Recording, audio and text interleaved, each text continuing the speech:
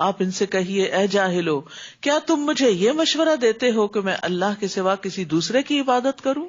افغیر اللہ تأمرونی اعبد ایھا الجاہلون، حالانکہ آپ کی طرف یہ وحی کی جا چکی ہے اور ان لوگوں کی طرف بھی جو آپ سے پہلے تھے کہ اگر آپ نے شرک کیا تو آپ کے عمل بھی برباد ہو جائیں گے اور آپ خسارہ اٹھانے والوں میں شامل ہو جائیں گے. یعنی شرک کا گناہ کسی سے بھی قابل قبول نہیں. تو اس لیے انسان کو سب سے زیادہ جس چیز کی فکر ہونی چاہیے وہ اپنی زندگی سے شرک نکالنے کی. اور وہ کب نکالے گا؟ جب اس کو پتا ہوگا کہ شرک ہے کیا. کیونکہ اگر یہ پتا ہی نہیں کہ شرک کیا ہے تو شرک سے نکلے گا کیسے انسان. تو اس لیے فَاعْلَمْ أَنَّهُ لَا إِلَٰهَ إِلَّا هُوَ، اس بات کا علم حاصل کرو کہ اللہ تعالیٰ ایک ہے. اور کون سی چیزیں اللہ کی ذات میں یا صفات میں شریک بن جاتی ہیں اور کیا کہنا شرک ہو جاتا ہے، ان باتوں کا خوب علم ہونا چاہیے، ورنہ تو اللہ سبحانہ تعالیٰ شرک کو معاف نہیں کرے گا. باقی گناہ تو چاہے سزا دیے بغیر معاف کر دے یا سزا دے کے معاف کرے. بل اللہ فاعبد وکم من الشاکرین، بلکہ آپ اللہ ہی کی عبادت کیجیے اور اس کے شکر گزار بن کر رہیے. اور ان لوگوں نے اللہ کی قدر نہیں کی جیسا کہ اس کی قدر کرنے کا حق ہے. قیامت کے دن ساری زمین اس کی مٹھی میں اور تمام آسمان اس کے دائیں ہاتھ میں لپیٹے ہوئے ہوں گے. وہ ان باتوں سے پاک اور بالا تر ہے جو یہ لوگ اس کے شریک ٹھہراتے ہیں. اللہ سبحانہ تعالیٰ کی عظمت اور قدر کو حقیقت میں ہم لوگ نہیں جانتے، لیکن یہ ہے کہ اگر انسان جان لے تو پھر اس کے اندر لازماً اللہ کی عبادت کا شوق آ جائے، وہ اس کے آگے جھک جائے. کیونکہ ہوتا یہ ہے کہ دنیا میں جب ہم کسی سے انسپائر ہوتے ہیں اور وہ ہمارے ہی جیسے انسان ہوتے ہیں، تھوڑی بہت اگر ان کی کوئی اچیومنٹ ہوتی ہے تو ہم ان کے آگے جھک جاتے ہیں، ان کے مطیع ہو جاتے ہیں، سرنگوں ہو جاتے ہیں. تو سوچئے کہ جو شخص اللہ کو پہچان لے پھر کیا وہ اللہ کے آگے نہیں جھکے گا؟ ہو ہی نہیں سکتا کہ وہ اللہ کے آگے پھر نہ جھکے. تو یہ اللہ کی ناقدری ہے، اللہ کو نہ پہچاننا ہے کہ انسان پھر اس کی طرف رجوع نہیں کرتا. عبداللہ ابن عمر کہتے ہیں کہ رسول اللہ صلی اللہ علیہ وسلم نے فرمایا، قیامت کے دن اللہ عز و جل آسمانوں کو لپیٹ لے گا، پھر انہیں اپنے دائیں ہاتھ میں لے کے فرمائے گا میں بادشاہ ہوں، کہاں ہے جبار، کہاں ہے تکبر کرنے والے. پھر زمینوں کو اپنے بائیں ہاتھ میں لے کر لپیٹے گا اور فرمائے گا میں بادشاہ ہوں، کہاں ہے جبار، کہاں ہے تکبر کرنے والے. تو اللہ کے سامنے تو کوئی پر نہیں مار سکتا. اس لیے جب ہم اللہ اکبر کہیں تو واقعی دل سے کہا کریں کہ وہی سب سے بڑا ہے. اور جب سور پھونکا جائے گا تو جو بھی آسمانوں اور زمین میں موجود مخلوق ہے سب بے ہوش ہو کر گر پڑیں گے مگر جسے اللہ بچانا چاہے. پھر جب دوسری بار سور پھونکا جائے گا تو فوراً سب کے سب اٹھ کر دیکھنے لگیں گے. وَأَشْرَقَتِ الْأَرْضُ بِنُورِ رَبِّهَا، اور زمین اپنے رب کے نور سے جگمگا اٹھے گی، چمک اٹھے گی، اور سب کی کتاب اعمال لا کر رکھ دی جائے گی، بک آف ڈیڈ. اور انبیاء اور تمام گواہ حاضر کیے جائیں گے اور لوگوں میں انصاف کے ساتھ فیصلہ کیا جائے گا اور ان پر ظلم نہیں کیا جائے گا. یہ تفصیل بتا دی گئی کہ یہ سب کچھ ہوگا کیسے. اس کے بعد بھی اگر کوئی شخص یہ سمجھے کہ پتہ نہیں حساب ہے کہ نہیں اور ملاقات ہے کہ نہیں اور جنت ہے کہ نہیں اور جہنم ہے کہ نہیں، یقین ہی نہ ہو اس کے اندر، تو پھر اس کا طرز عمل کیسے بدل سکتا ہے. تو اب یہ تو قرآن ہمیں بتا رہا ہے نا کہ اس دن زمین کیسی ہوگی اور کس طرح نامہ اعمال رکھا جائے گا اور کس طرح انبیاء اور گواہ آ جائیں گے اور پھر ہر شخص کا فیصلہ کیا جائے گا، ہر شخص کے اعمال تولے جائیں گے. حدیث میں آتا ہے قیامت کے دن لوگوں کا حشر سفید اور سرخی آمیز زمین پر ہوگا، جیسے میدے کی روٹی صاف اور سفید ہوتی ہے، اس پر کسی چیز کا کوئی نشان نہ ہو. یعنی جب آپ میدے کو بیلتے ہیں نا سموسے وغیرہ بنانے کے لیے تو وائٹ سی جو ٹکیاں بنتی ہے، اس طرح پلین بالکل اسموتھ صاف ستھری زمین ہوگی جس پہ ہر شخص کھڑا ہوگا اور کوئی شخص کسی چیز کے پیچھے چھپ نہ سکے گا، اور روشنی بھی ہوگی وہاں. تو پھر ہر شخص کے اعمال اور اس کے کام اور اس کی شکل اور ہر چیز پر واضح بھی ہو جائے گی. ہم سب کو اس جگہ سے گزرنا ہے، یہ سب دیکھنا ہے، اسے اپنی زندگی میں دیکھتے رہا کریں. کبھی اپنے آپ کو کسی جگہ لے جا کے کھڑا کریں، کبھی کسی جگہ کھڑا کریں، تاکہ جس دن یہ پیش آئے تو ہم اس سے بے خبر نہ ہوں. ہمیں پہلے سے پتا یہ تو ہونا تھا، یہ تو رب کا وعدہ تھا اور یہ تو سچا وعدہ تھا. تو جو لوگ اس طرح اس دن کو یاد رکھتے ہیں اور اس کی تیاری کرتے رہتے ہیں، اس دن کے لیے پھر ان کو کوئی ہول نہ ہوگا، وہ امن میں ہوں گے. تو جب اللہ تعالیٰ قیامت کے دن لوگوں کا فیصلہ کرنے آئیں گے تب زمین اس کے نور سے روشن ہوگی. زمین پر روشنی سورج اور چاند کی وجہ سے نہیں ہوگی، کیونکہ سورج چاند تو لپیٹ دیے جائیں گے، ان کی روشنی ختم ہو جائے گی. اور یہ ہم پڑھتے ہیں نا کہ سورج حشر میں بالکل قریب آ جائے گا، تو یہ اس وقت ہوگا جب حشر میں وقوف لمبا ہوگا، ابتدا میں نہیں. اور ہر شخص نے جو عمل کیا ہوگا اسے اس کا پورا بدلہ دے دیا جائے گا، اور جو کچھ وہ کر رہے ہیں اللہ اسے خوب جاننے والا ہے. آپ دیکھیے جو لوگ جاب کرتے ہیں، جو کام کرتے ہیں، اور جب وہ ان کا کام مکمل ہوتا ہے، ان کا ویک مکمل ہوتا ہے یا مہینہ مکمل ہوتا ہے، تو ان کو سیلری ملتی ہے، تو وہ ان کے کام کی اجرت ہوتی ہے، ان کی مزدوری ہوتی ہے. اسی طرح قیامت کے دن بھی ہمارے اعمال کی اجرت ہمیں دی جائے گی، پورا پورا بدلہ، کیونکہ وہ بدلے کا دن ہے. تو انسان کو سوچنا چاہیے کہ اس دن کے لیے جو اعمال کر رہا ہے ان میں وہ کتنا سنجیدہ اور کتنا کمیٹڈ ہے. اور جن لوگوں نے کفر کیا ہوگا انہیں گروہ در گروہ جہنم کی طرف ہانکا جائے گا، یہاں تک کہ جب وہ جہنم پر پہنچ جائیں گے تو اس کے دروازے کھول دیے جائیں گے اور اس کے داروغے انہیں کہیں گے، کیا تمہارے پاس تمہیں میں سے رسول نہیں آئے تھے جو تمہیں رب کی آیات پڑھ کر سناتے؟ کیونکہ ہر شخص پڑھا لکھا نہیں ہوتا کہ خود سے پڑھ سکے، تو اس لیے پڑھ کے سنانے کی جب بات کی گئی تو حجت ہی تمام کر دی گئی. اور اس دن کے لیے پیش ہونے سے تمہیں ڈراتے تھے. وہ کہیں گے کیوں نہیں، مگر کافروں پر عذاب کا حکم ثابت ہو کر رہا. اب یہ ہے کہ کفار کے بھی مختلف گروہ ہوں گے، یعنی جس طرح کے مجرم ہوں گے وہ ایسے لوگ اکٹھے کر دیے جائیں گے، مخصوص دروازے سے داخل ہوں گے. اسی طرح متقی لوگوں کے بھی الگ الگ گروہ ہوں گے، کوئی مقربین ہوں گے اور کوئی صالحین ہوں گے اور کوئی انبیاء ہوں گے، شہداء ہوں گے. تو جنت کے بھی مختلف درجے ہیں اور مختلف لیولز ہیں، اور پھر جیسا جس کا عمل ہوگا. قیل ادخلوا ابواب جہنم خالدین فیہا فبئس مثوی المتکبرین. انہیں کہا جائے گا یعنی جہنم والوں کو کہ جہنم کے دروازوں سے داخل ہو جاؤ، تم ہمیشہ اس میں رہو گے. تکبر کرنے والوں کے لیے یہ کیسا برا ٹھکانہ ہوگا. اور جو لوگ اپنے رب سے ڈرتے رہے انہیں گروہ در گروہ جنت کی طرف چلایا جائے گا، یہاں تک کہ جب وہ اس کے پاس پہنچ جائیں گے اور اس کے دروازے پہلے سے ہی کھول دیے جائیں گے تو اس کے داروغے انہیں کہیں گے، تم پر سلامتی ہو، خوش ہو جاؤ اور ہمیشہ کے لیے جنت میں داخل ہو جاؤ. تو یہاں جنتیوں کے گروہوں کا بھی ذکر ہے کہ ان کے تقوی کے لیول کے اعتبار سے ان کے گروہ بنیں گے. ابو ہریرہ کہتے ہیں کہ نبی صلی اللہ علیہ وسلم نے فرمایا، پہلی جماعت جو جنت میں داخل ہوگی ان کے چہرے 14ویں رات کے چاند کی طرح چمکتے ہوں گے، اور جو ان کے بعد داخل ہوں گے وہ جگمگاتے ستاروں کی طرح ہوں گے. ان سب کے دل الفت و محبت میں ایک شخص کی طرح ہوں گے، ان میں سے نہ کسی کا بات میں اختلاف ہوگا نہ باہم دشمنی ہوگی. یہ اہل جنت کی شان ہے کہ آپس میں نہ دل میں کوئی بات اور نہ زبان پہ کوئی بات، کوئی کلیشز نہیں ہوں گے، کوئی اختلاف نہیں ہوں گے، بلکہ ایک دل کی طرح ہوں گے، سب ایک دوسرے سے محبت کرتے ہوں گے. جنت کا دروازہ سب سے پہلے آپ صلی اللہ علیہ وسلم کے لیے کھولا جائے گا. رسول اللہ صلی اللہ علیہ وسلم نے فرمایا، میں قیامت کے دن جنت کے دروازے پر آؤں گا اور اسے کھلواؤں گا. پھر جنت کا داروغہ کہے گا، آپ کون ہیں؟ میں کہوں گا محمد. وہ کہے گا، مجھے آپ سے پہلے کسی کے لیے دروازہ کھولنے کا حکم نہیں دیا گیا. یعنی آپ ہی ایک طرح سے افتتاح کریں گے، اوپننگ کریں گے، سب سے پہلے آپ انٹر ہوں گے اور پھر آپ کی امتی ساتھ داخل ہوں گے. اور اس وقت وہ کیا کہیں گے؟ وَقَالُوا الْحَمْدُ لِلَّهِ الَّذِي صَدَقَنَا وَعْدَهُ.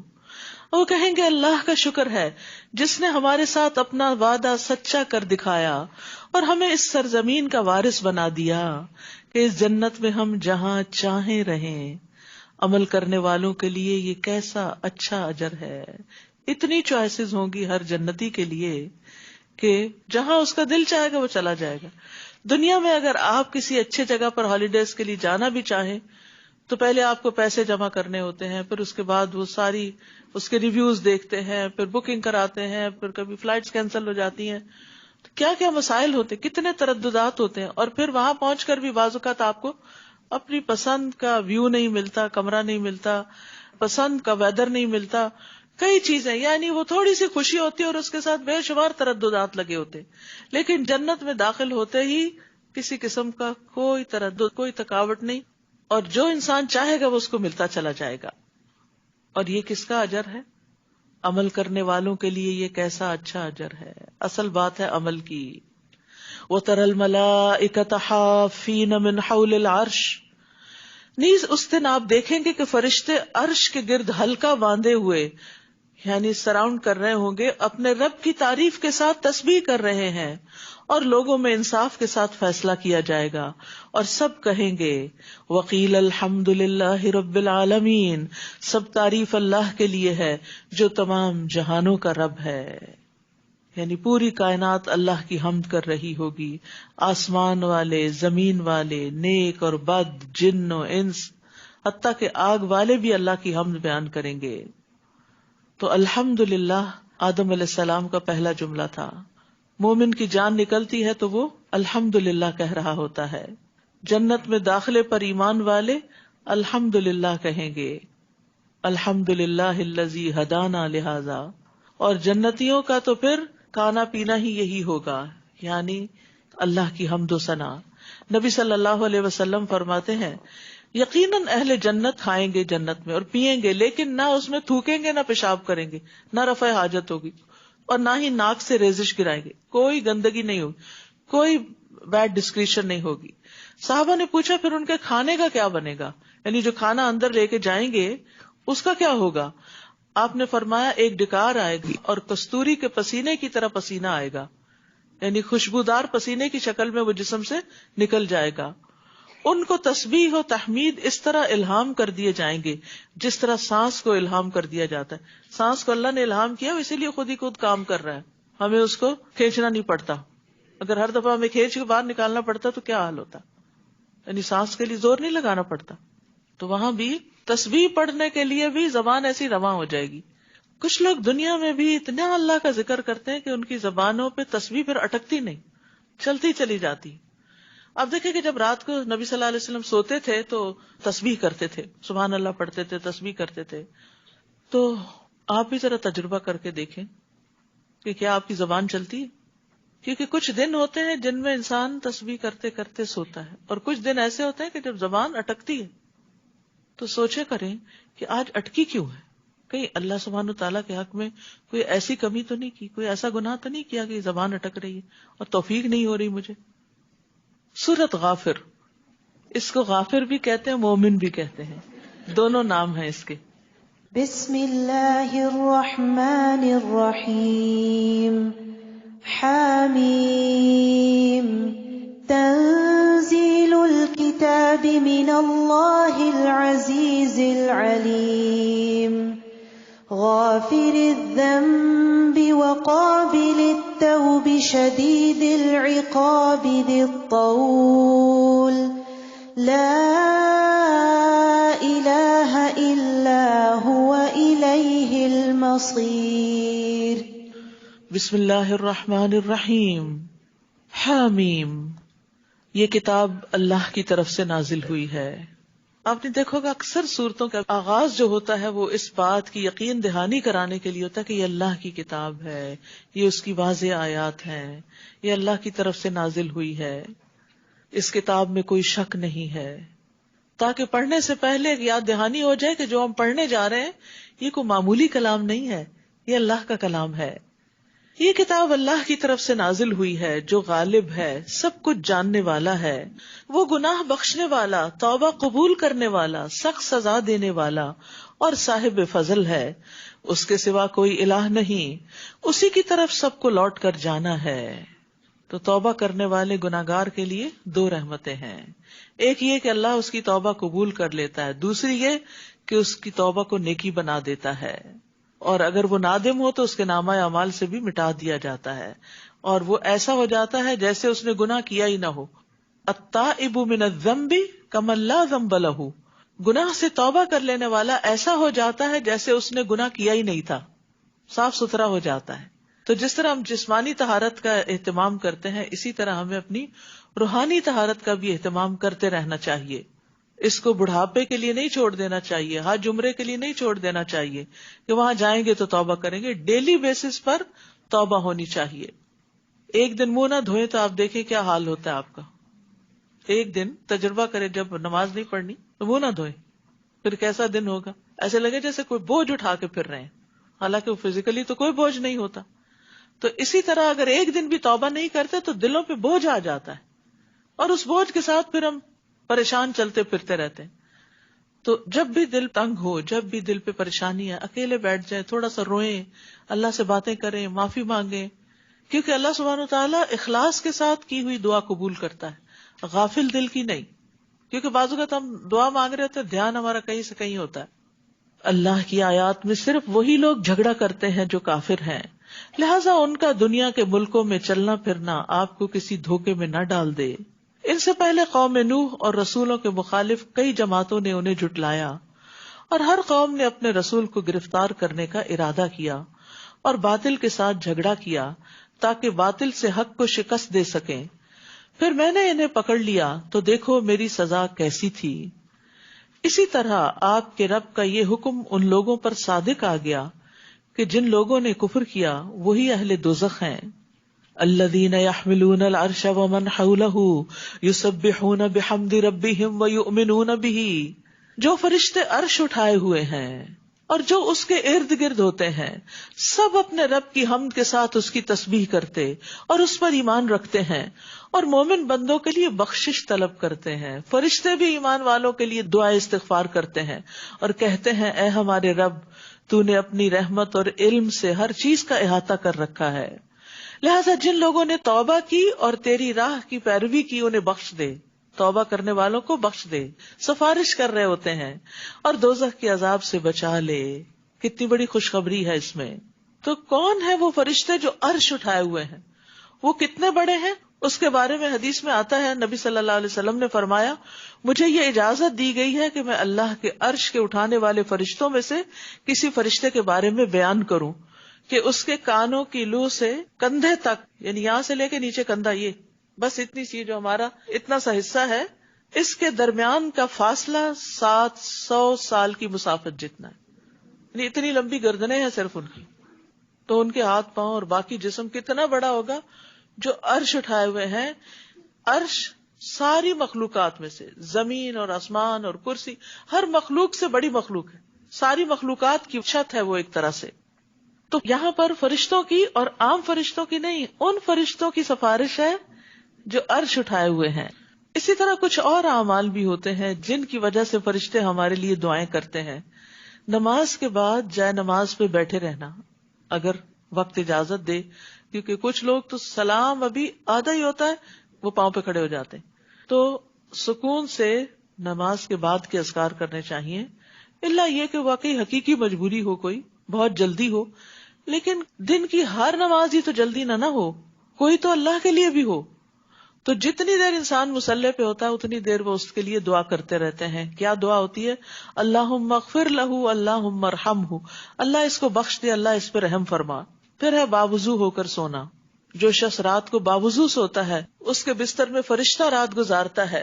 جب بھی وہ رات کی کسی گھڑی میں نیند سے بیدار ہوتا ہے تو فرشتہ کہتا ہے اللہ اپنے اس بندے کو بخش دے، اس لیے کہ یہ باوضو ہو کر سویا تھا. پھر اگر کوئی بیمار ہو تو اس کی عیادت کے لیے جانے والوں کے لیے 70,000 فرشتے صبح کے وقت اگر کوئی عیادت کرے تو شام تک دعائیں کرتے ہیں، اور شام کے وقت کرے تو صبح تک کرتے ہیں. پھر اسی طرح لوگوں کو خیر کی بات سکھانا، خیر کی بات دوسروں کو سکھانا، چاہے آپ اپنی اولاد کو سکھا رہے ہیں، اپنے رشتہ داروں کو سکھا رہے ہیں، اپنے دوستوں کو سکھا رہے ہیں، یا جاننے والے اور نہ جاننے والے سب کو سکھا رہے ہیں. تو رسول اللہ صلی اللہ علیہ وسلم نے فرمایا یقیناً اللہ اور اس کے فرشتے اور تمام اہل زمین اور آسمان، یہاں تک کہ چونٹی اپنے سوراخ میں اور مچھلیاں پانی میں اس شخص کے لیے دعائے خیر کرتی ہیں. یعنی اللہ تعالیٰ رحمت بھیجتے ہیں، فرشتے اور باقی مخلوق جو ہیں وہ دعائے خیر کرتی ہیں جو لوگوں کو بھلائی کی باتیں سکھاتا ہے. اصل میں عربی میں لفظ لا یصلون آتا ہے جس میں دونوں معنی پائے جاتے ہیں، تو ایک ہی لفظ چل جاتا ہے. لیکن جب اردو ترجمہ ہم کرتے ہیں تو پھر اللہ تعالیٰ تو دعا نہیں کرتے، وہ تو دعا قبول کرتے ہیں. تو اس لیے خیر پھیلانے والے بن جائیں، خیر کی کنجیاں بن جائیں، شر کے تالے بن جائیں، ہر جگہ خیر پھیلائیں اور آغاز اپنے آپ سے کریں اور گھر والوں سے کریں. پھر اسی طرح سحری کرنے والوں پر اللہ تعالیٰ رحمت کرتے ہیں اور فرشتے ان کے لیے دعائیں کرتے ہیں. پھر اسی طرح کسی کی غیر موجودگی میں اس کے لیے دعا کرنے والے کے لیے ایک فرشتہ مقرر ہوتا ہے. جو مسلمان پیٹھ پیچھے کسی مسلمان کے لیے دعا کرتا ہے تو وہ فرشتہ ساتھ ساتھ کہتا ہے تجھے بھی ایسا ہی ملے. اور وہ اور کیا دعائیں کرتے ہیں؟ ربنا وادخلہم جنات عدن التی وعدتہم، اے ہمارے رب انہیں ان ہمیشہ رہنے والے باغات میں داخل کر جس کا تو نے ان سے وعدہ کیا ہے، اور ان کے آباء و اجداد، ان کی بیویوں اور ان کی اولاد میں سے جو صالح ہیں انہیں بھی، یعنی جو نیک ہیں ان کو بھی. بلا شبہ تو ہر چیز پر غالب حکمت والا ہے. اولاد میں سے جو نیک ہیں ان کو اللہ سب کو نیک بنا دے تاکہ وہ ماں باپ کے ساتھ رہیں آخرت میں. اور انہیں برائیوں سے بچا لے اس روز جسے تو نے برائیوں سے بچا لیا، گویا تو نے اس پر رحمت کر دی، اور یہی بڑی کامیابی ہے. اور جن لوگوں نے کفر کیا قیامت کے دن انہیں پکار کر کہا جائے گا کہ آج جتنا غصہ تمہیں اپنے آپ پہ آ رہا ہے اللہ کو تم پر اس سے زیادہ غصہ آتا تھا جب تمہیں ایمان کی طرف دعوت دی جاتی تھی تو تم انکار کر دیتے تھے، ایمان کی دعوت کو قبول نہیں کرتے تھے. وہ کہیں گے ہمارے رب تو نے 2 دفعہ ہمیں مارا اور 2 دفعہ زندہ کیا، ہم اپنے گناہوں کا اعتراف کرتے ہیں، اب کیا یہاں سے نکلنے کی کوئی راہ ہے؟ تو obviously وہاں سے تو اب کوئی نہیں نکلے گا، جہنم میں تو پکڑے گئے. جواب ملے گا تمہارا یہ حال اس لیے ہے کہ جب تمہیں اللہ اکیلے کی طرف بلایا جاتا تھا تو تم انکار کر دیتے تھے، اور اگر اس کے ساتھ کوئی شریک بنایا جاتا تو تم مان لیتے تھے. اب فیصلہ تو اللہ ہی کے ہاتھ میں ہے جو عالی شان اور کبریائی والا ہے. وہی تو ہے جو تمہیں اپنی نشانیاں دکھاتا ہے اور آسمان سے تمہارے لیے رزق اتارتا ہے، مگر ان باتوں سے سبق تو وہی حاصل کرتا ہے جو اس کی طرف رجوع کرتا ہو. لہذا اللہ کو خالصتاً اس کی حاکمیت تسلیم کرتے ہوئے پکارا کرو، اگرچہ کافر اسے برا ہی مانے کہ تم ایک اللہ کو کیوں پکارتے ہو. رفیع الدرجات ذو العرش یلقی الروح من امرہ علی من یشاء من عبادہ لینذر یوم الطلاق. وہ بلند درجوں والا ہے، عرش کا مالک ہے، وہ اپنے بندوں میں سے جس پر چاہتا ہے اپنے حکم سے روح یعنی وحی نازل کرتا ہے تاکہ وہ لوگوں کو ملاقات کے دن سے ڈرائے، یعنی قیامت کے دن سے. تو اللہ سبحانہ وتعالیٰ اپنے عرش پر مستوی ہے اور اللہ نے اپنے ہاتھ سے عرش کی تخلیق کی ہے. حدیث میں آتا ہے کہ اللہ نے 4 چیزوں کو اپنے ہاتھ سے بنایا: عرش، قلم، آدم اور جنت عدن، اور باقی مخلوقات کو کن کہہ کر تو وہ ہو گئی. اللہ کے عرش کی مقدار کو اس کے سوا کوئی نہیں جانتا کہ وہ کتنا بڑا ہے، نو ون نوز. اور کرسی اس کے قدم رکھنے کی جگہ ہے. عرش تمام مخلوقات سے اونچا ہے. اللہ نے 7ویں آسمان سے اوپر پانی بنایا ہے اور پانی کے اوپر عرش ہے. یعنی یہاں ہم ایک آسمان کو بس دیکھتے ہیں، اس کے اوپر ایک اور پھر اور پھر اور پھر اور پھر اور پھر اور اس کے اوپر پانی، اس کے اوپر عرش ہے. جنت کے 100 درجے ہیں. نبی صلی اللہ علیہ وسلم نے فرمایا جنت میں 100 درجے ہیں، ہر 2 درجوں کے درمیان 100 سال کا فاصلہ ہے، جیسا کہ زمین اور آسمان کے درمیان. اور فردوس اس کا اعلیٰ ترین درجہ ہے، اس سے جنت کی 4 نہریں نکلتی ہیں، اس کے اوپر عرش ہے، یعنی فردوس سے بھی ابو. جب بھی تم اللہ سے سوال کرو تو اس سے جنت الفردوس کا سوال کرو. میں سوچتی ہوں حضرت آسیہ کتنی عقل مند تھی، انہوں نے دعا کی رب ابنی لی عندک بیتا فی الجنہ، اپنے پاس قرب چاہیے تھا نا رب کا. حالانکہ دنیا میں اس کو کون سی نعمت تھی جو نہ ملی ہوئی ہوگی، وہ فرعون کی بیوی تھی، لیکن اس کی چاہت دنیا نہیں تھی، اس کی چاہت جنت تھی، اور جنت کا بھی اعلیٰ ترین درجہ. ابو ہریرہ کہتے ہیں کہ نبی صلی اللہ علیہ وسلم نے فرمایا بس جب تم اللہ سے سوال کرو تو فردوس کا سوال کرو، کیونکہ وہ جنت کا بہترین اور بلند ترین حصہ ہے. اس کے اوپر رحمان کا عرش ہے اور اسی سے جنت کی نہریں نکلتی ہیں. تو یاد رکھیے عرش بہت بلند ہے اور رب اس سے بھی بلند ہے. اور عرش کے اوپر ایک کتاب بھی ہے، کون سی؟ لوح محفوظ. تو جب ہم اللہ کے بارے میں سوچے نا تو اس طرح سوچا کرے کہ اتنا بلند، اتنا بلند، اتنا اتنا اتنا اتنا، یعنی کہ امیجنیشن میں بھی بلندی لایا کریں. پھر آپ کے دل میں ایک ہیبت بھی آئے گی، پھر آپ اس کے آگے جب جھکیں گے تو واقعی جھک جائیں گے. لیکن ہم عام طور پر اللہ تعالیٰ کے بارے میں ایسے باتیں کر رہے تھے جیسے کسی دوست کے بارے میں بس ایسے ہی کیئر لیس سی باتیں ایسے نہیں کر سکتے. وَهُوَ الْعَلِيُّ الْعَظِيمُ، وہ بلند ہے، بہت عظمت والا ہے. عرش پر بلند اس اعتبار سے بھی، اور عظمت والا یعنی اس کی شان بڑی عظمت والی ہے. جس دن سب لوگ کھلے میدان میں ہوں گے اور ان کی کوئی بات بھی اللہ سے چھپی نہ رہے گی، اور پوچھا جائے گا آج حکومت کس کی ہے؟ پھر خود ہی فرمائے گا اللہ اکیلے کی جو سب پر غالب ہے. آج ہر شخص کو اسی کا بدلہ دیا جائے گا جو اس نے کمایا ہوگا. بار بار یہی بات کی جا رہی، جو کر کے آؤ گے وہی ملے گا. ہم میں سے ہر ایک سوچے کر کیا رہے ہیں. کسی پر آج ظلم نہیں ہوگا، بلا شبہ اللہ جلد حساب لینے والا ہے. حدیث میں آتا ہے نبی صلی اللہ علیہ وسلم نے فرمایا، اللہ تعالیٰ فرماتے ہیں اے میرے بندو، یہ تمہارے اعمال ہیں جنہیں میں تمہارے لیے شمار کر رہا ہوں، پھر میں تمہیں ان کا پورا پورا بدلہ دوں گا. تو جو آدمی بہتر پائے وہ اللہ کا شکر ادا کرے، اور جو بہتر بدلہ نہ پائے وہ اپنے آپ کو ملامت کرے، کیونکہ اللہ نے ظلم نہیں کیا. تم لائے نہیں کچھ کر کے تو پھر ملے کیا؟ اور اے نبی انہیں قریب آ پہنچنے والے دن سے ڈرائیے جب غم کے مارے کلیجے منہ کو آ رہے ہوں گے. اس دن ظالموں کا نہ کوئی حمایتی ہوگا اور نہ ایسا سفارشی کہ جس کی بات مانی جائے. یعلم خائنۃ الاعین وما تخفی الصدور، اللہ تعالیٰ نگاہوں کی خیانت کو بھی جانتا ہے اور ان مخفی باتوں کو جو سینوں نے چھپا رکھی، دل کے اندر چھپی ہوئی باتیں، برے خیالات، ان کو بھی جانتا ہے. یہاں اللہ تعالیٰ کے علم کے بارے میں خبر دی جا رہی ہے کہ اس کا علم کتنا کامل ہے.